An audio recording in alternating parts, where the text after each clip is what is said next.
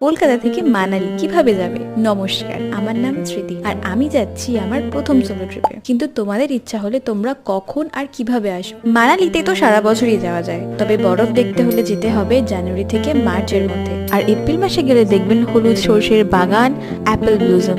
September October মাসে গেলে আপনি নিজের হাতে গাছ থেকে আপেল তুলে খেতে পারবেন। কলকাতা থেকে মানালি যাওয়ার দুটো রাস্তা আছে, একটা দিল্লি হয়ে এবং একটা চণ্ডীগড় হয়ে। ট্রেনে বা ফ্লাইটে করে যেতে হবে দিল্লি থেকে আইএসবিটি গেলেই পেয়ে যাবেন সরকারি বেসরকারি এসি নন এসি নানা টাইপের বাস। চণ্ডীগড় স্টেশনের বাইরে থেকে পাওয়া যায় ক্যাব, অথবা আইএসবিটি গেলে আপনি বিভিন্ন ধরনের বাসও পাবেন। দিল্লির তুলনায় চণ্ডীগড় থেকে মানালি যেতে কিছুটা কম সময় লাগে। একটা প্রো টিপস, কলকাতা থেকে দিল্লি হোক বা চণ্ডীগড়, সেই ট্রেন বা ফ্লাইট সিলেক্ট করবেন যেটা আপনাকে দুপুরবেলার মধ্যে পৌঁছে দেবে। তারপর ওভারনাইট বাস ধরে ঘুমিয়ে ঘুমিয়ে পৌঁছে যেতে পারবেন মানালি। সকালে চোখ খুললেই দেখবেন বরফে ঢাকা পাহাড়, নীল আকাশ আর ঠান্ডা হাওয়া সাথে বয়ে চলেছে বিয়াস নদী।